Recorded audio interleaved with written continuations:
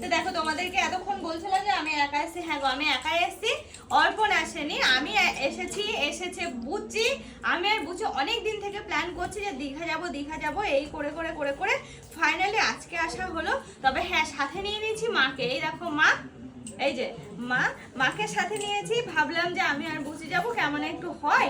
আর মা বাবারও অনেকদিন বেরোনো হয়নি, আর আমারও তো এখন সেরকম ভাবে বেরোনো হচ্ছে না। আর বললাম না অর্পণেরও কাজের প্রেশারটা অনেকটা বেড়েছে, তো সেই জন্য ও না সেরকম বেরোতে পারছে না। তো আমাকে অর্পণ বললো ঠিক আছে তুমি তাহলে যাও, নিয়ে কাজের প্রেশার এই মাসের শেষের দিকে যদি একটু কম হয়, আমি একটা জিনিস খুঁজে পাচ্ছি না, তখন আমি আর অর্পণ আবার অন্য একটা জায়গায় বেড়াতে যাওয়ার প্ল্যান আছে। এখন দেখা যাক কতদূর কি হয়, বলতে পারছি না। কাজের পেশা যতক্ষণ না কমবে ততক্ষণ। তো অর্পণ বললো যাও ঘুরে আসো, তুমিও বাড়ির মধ্যে রয়েছো অনেকদিন হলো, যাও তাহলে ঘুরে এসো বুঝি তুমি আর মা, নয়তো বাবা কাউকে একজনকে নিতাম। তো আমাদের বাড়িতে যেহেতু দুটো পুচকুড়ো আছে, তো সেই জন্য যে কোনো একজনকে নিতে হবে, তো মাকে নিলাম।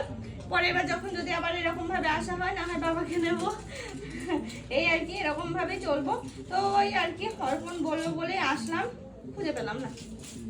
ঠিক আছে চলো এবার নিচে